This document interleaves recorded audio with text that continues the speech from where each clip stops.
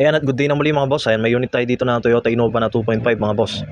At ang concern dito ni Sir, ayan, tumataas daw minsan yung temperature mga boss. Gawa ng, eto, may nanibugan ng panya mga boss. Dahil nga sa nagpe-freewheeling na to.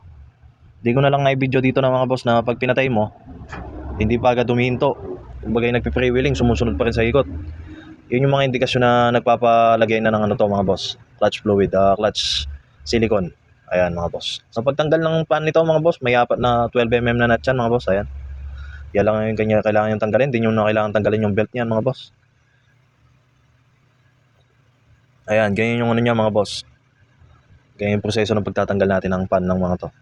Ng Innova na to mga boss. Ayan, mahugot nyo na yan.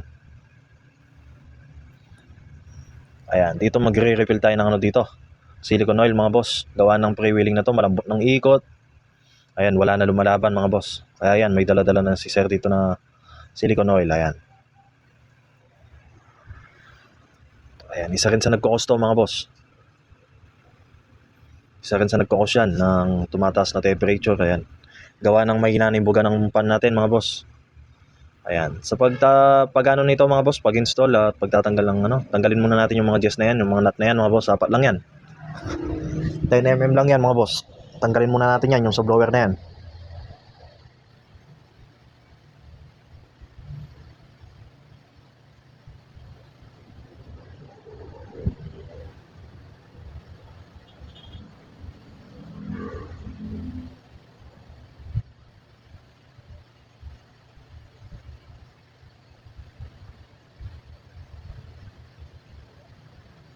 Ayan, pag-position yung camera mga boss, malikot, nahulog-hulog. Ayan, at nung natanggal ko na yung apat na 10 mm na nut na yan mga boss, ayan, mahugot nyo na yung blower dyan, blade. Ayan. Ayan, dito mga boss, bubuksan naman natin yung clutch pan na to.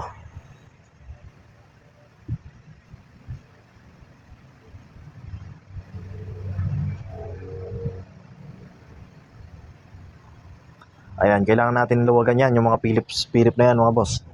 Sa pagluluwag niyan mga boss, kailangan nyo ng dalawang tao dyan, kailangan nyo ng backup dyan mga boss. Kumbaga tagahawak at saka tagapok ng Philip kasi may katigasan yan mga boss. Dito, naluwagan na namin ng kasama ko yan mga boss at nilagyan ko lang ng tanda yan. Ayan, yung purpose ng tanda na yan mga boss para yan, madali nyo na lang may balik. At mamaya pag sinalpak nyo, alam nyo na agad kung saan nakatugma. Ayan, gamit ng impact drive mga boss, yun yung ginamit namin pinuluwag. Hindi ko na lang naipakita dito yung pagluluwag mga boss. Gawa ng hindi ko na na-video kanina. Nagmamadali na eh. Yan mga boss, mahigpit talaga yan. Nakikita nyo lang kinakamay-kamay ko, gawa ng naluwagan na namin.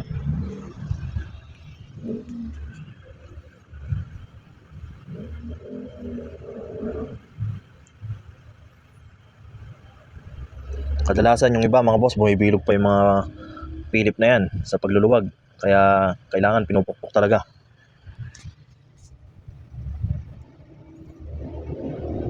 Kaya yan, kung may unit kayo na may pan na ganyan mga boss, tignan nyo rin yung sa inyo, baka malambot ng ikot. Tsaka yan, mahina na yung buga ng hangin. Hindi nyo na napapalamig yung makina natin mga boss.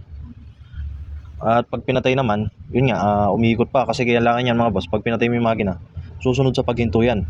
Kung malakas pa at may clutch pan pa yung ano niya, clutch silicone. Kung may silicone pa yan, pag pinatay mo yung makina, sasabay sa pagganyan. Paghinto ba. Ayan, nung naluwagan ko na lahat, yung natanggal ko na lahat ng mga Philip mga boss, ayan. Binuha ko na dyan.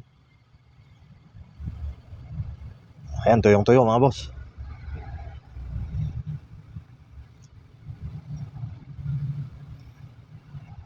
Ayan, natuyuan na talaga mga boss. Gawa ng sa tagal ng panahon, hindi niya papansin ni Sir to eh. Kaya nung napansin niyang tumataas-taas yung temperature niya mga boss, ayan. Yan na yung sinuggest namin dito sa shop na padagdagan niya na ng silicone oil. Ayan, tuyong-tuyo na mga boss. Kung makikita niyo, wala nang kalangis-langis. Ayan, ganyan yung mga itsura niyan mga boss, mga silicone oil na yan. Malagkit yan mga boss. Malagkit na parang tubig. Kulay tubig yan.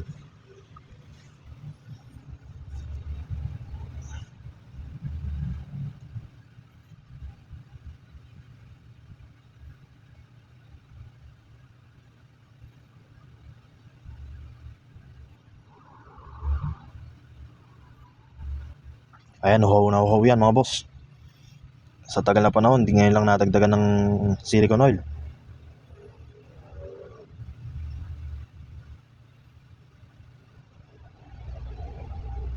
At yung paglalagay at pagtatanggal mga boss, make sure nyo na hindi madadamage yung ano natin dyan.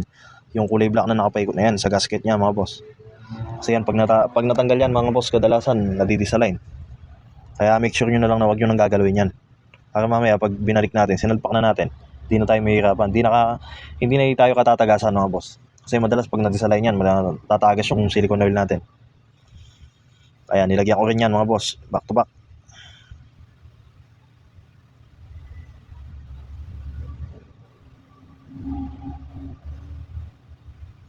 At yung total na nailagay ko dito mga boss, 5.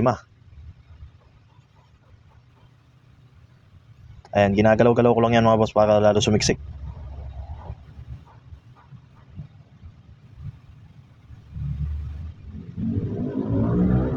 Ayan, kung mapapansin yun, sumiksik pa sa pinakailalim yan mga boss. Galaw-galawin nyo lang ng ganyan, no? Papasok pa yan. Ayan, kailangan pa natin napnapin yan mga boss dahil yung pagbibili ng silicone oil, may pressure rin yan mga boss. Medyo mahal din yan, alam ko nasa 150 isa nito. Kaya yan, napnapin nyo mga boss gamit ng long nose na yan. Ayan. Ganyan lang ang pag nanapnap niya, no? Ipitin nyo lang sa dulo, tapos paikutin nyo. Ayan, tanggal talaga yung latak niyan mga boss.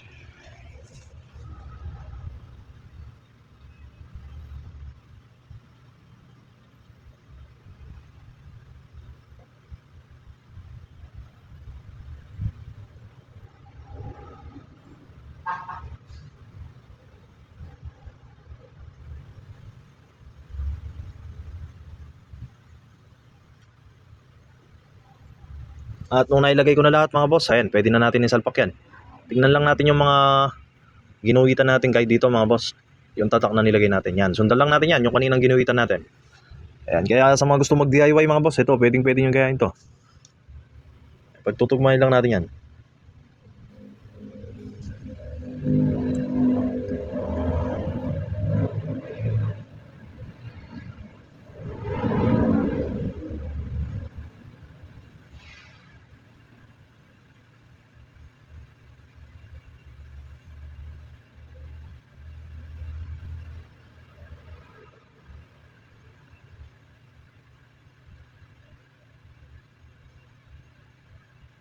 Walong piraso rin pala yung mga Philip na yan mga boss, 8 pieces yan.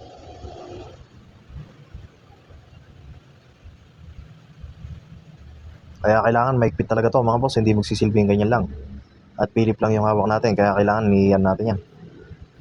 Higpitan natin ang gusto kasi may tendency mag-leak yan.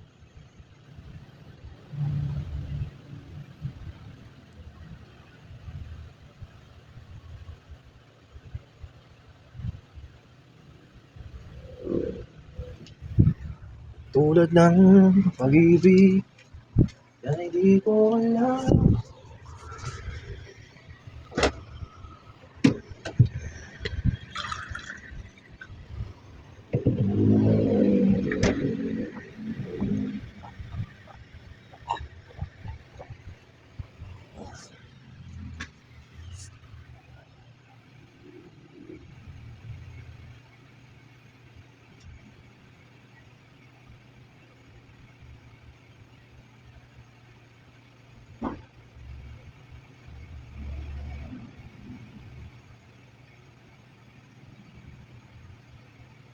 Ayan dyan mga boss, kung mapapansin nyo, nung ginagalaw ko ng ganyan, talaga lumalaban na yan.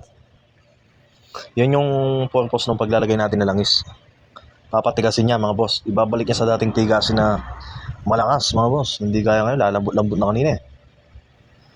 Ayan, gamit ng isang paa, ayan. Wala kasi tayong tagawak dyan mga boss. Busy din kasi yung mga boss natin dito sa shop, kaya yan. Sariling kayod.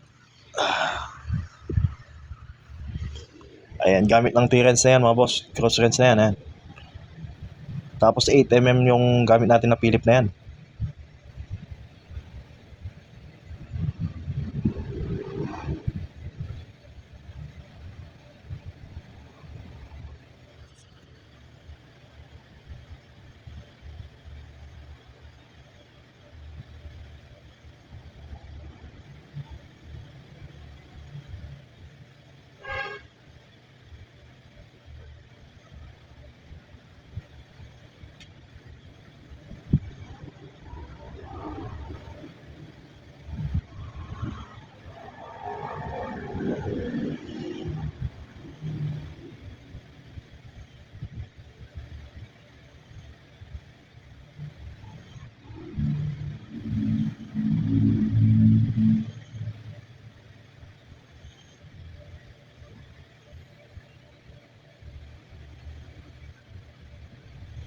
Ayan, nung napit ko na lahat mga boss, ayun, pinadaan ako na isa-isa yun. Proper balance lang mga boss, balance lang yung paghigpit natin.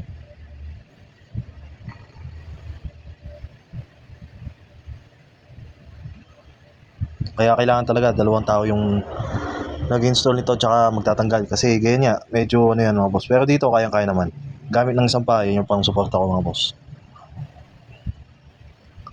Diyan, no, pinapaikot ko na dyan mga boss, talagang matigas. Kaya yan, nung nakumpleto na natin lahat ng Philip, ibabalik na natin yung mga ilagay natin sa, ayan, sa blower blade natin. Sa pan blade natin, ayan. Apat na nut na 10mm yan mga boss.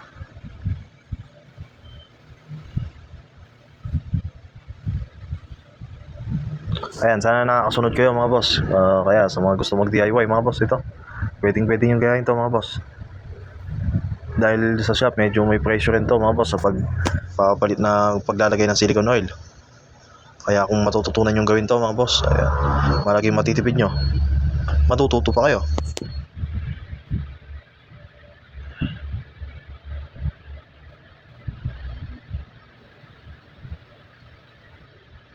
Ayan, goods na to mga boss. Pwede na nating install yan. Sa pag-install, kung paano tinanggal, ganun din. Siyempre mga boss, papadaan din natin yan. Maluwang naman yung pwesto dyan mga boss. Mahugot nyo na maayos yan. Ayan, dito nakatagilid kanina yung sa ano natin mga boss, pulley. Kaya ayan. Pero may lalagay naman na maayos yan.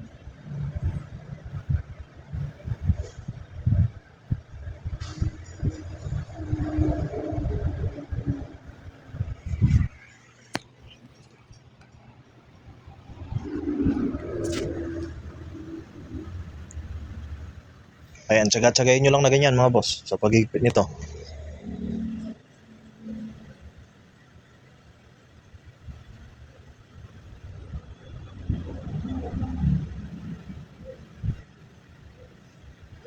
Ayan dyan, naipit ko na ng maayos yan mga boss. 2 bolt pa lang yung nalalagay ko.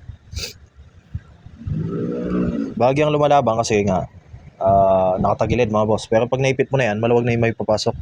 Kahit dalawa lang na may lagay mong nut mga boss na magkatapatan, dadiretso na yan.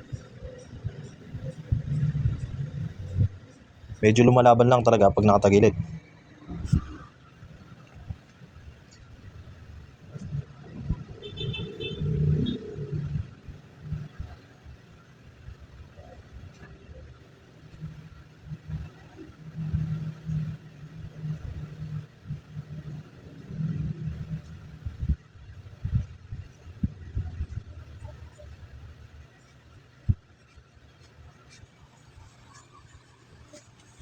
Ayan, nung napaandakan na namin dyan yung makina mga boss. Tignan nyo naman gano'ng kalakas. Ayan, hindi ko na na-video kanina na gumanito ako na nilagyan ako ng plastic. Kanina talagang walang kaimpak-impak yung hangin mga boss.